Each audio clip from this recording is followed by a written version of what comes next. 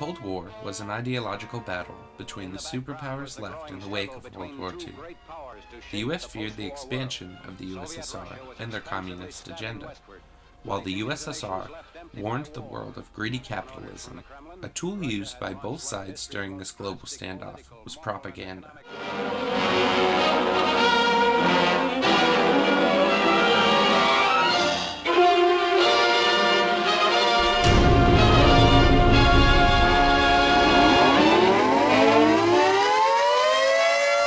In which we can see the whole of Times Square, all the way from 42nd Street up to 47th Street on the left.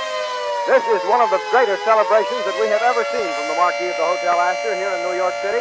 People, I should estimate at least 350,000 or more, it's pretty hard to estimate at this point, are cheering and screaming, making noise with sound makers, throwing confetti and bits of paper, streamers, and all sorts of things that they can find to celebrate this greatest of all victories, the surrender of the Japanese. After the war with Japan was finished, America feared the spread of communism, especially throughout Asia and Europe. Unless we understand and work effectively for the principles upon which our American way of life is founded, the structure will crumble and our heritage of freedom will perish. Another primary reason for the development of citizenship responsibility is that we are living in an era marked by the growth of socialism.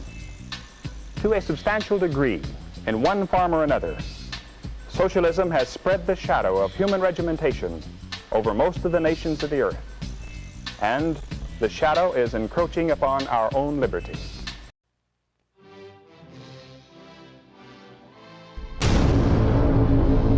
The U.S. federal government stopped openly supporting propaganda outside of educational films around 1945.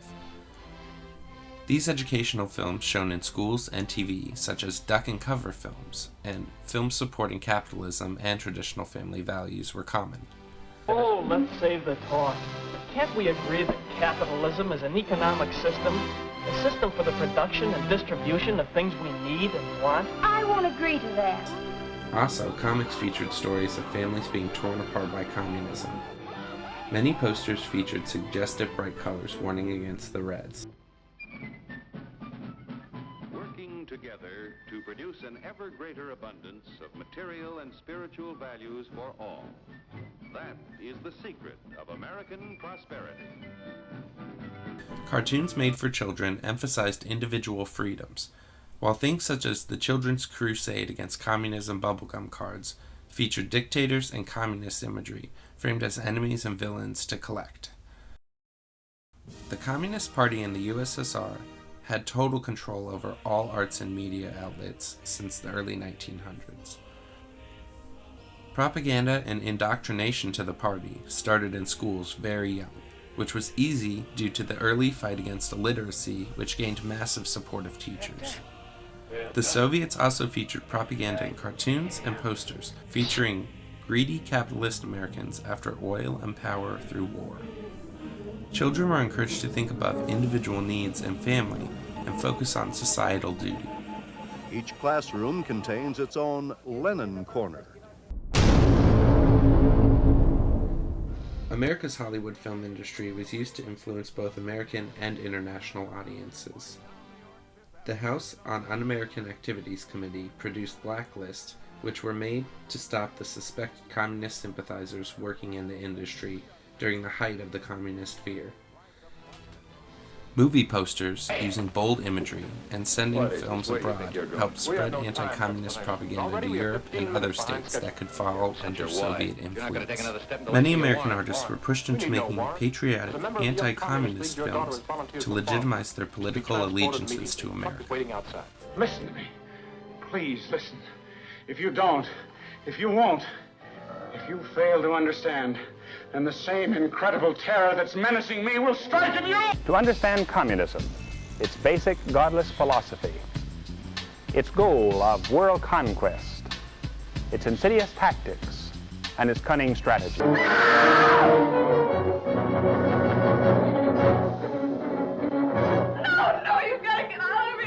American TV shows, such as Leave It to Beaver, reinforced the idea of the American family, while villains often had Soviet or communist undertones in American entertainment.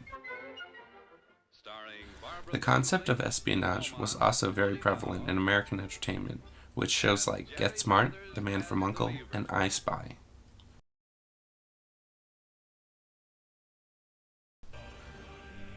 While Soviets also reached out internationally with communist journals such as USSR in Construction and Demonstrations, many were more successful and premeditated propaganda movements were executed by American and Soviet espionage organizations.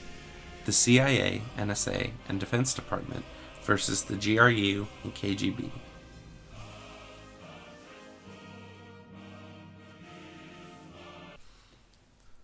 Both Soviets and the US wanted to gather support from the middle-of-the-road left-wing intellectuals. The CIA and the KGB both aimed to weaken each other's country from the inside.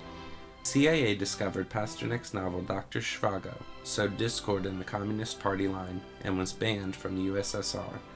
They organized the novel to be printed and circulated under the Iron Curtain.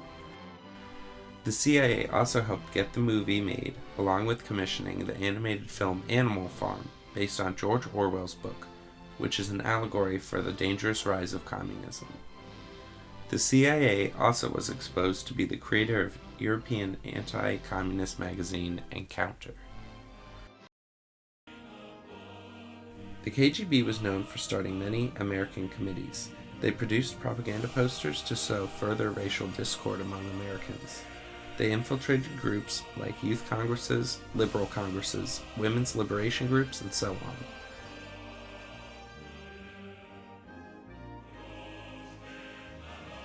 Propaganda continued between America and the USSR until the late 80s, when the Cold War ended.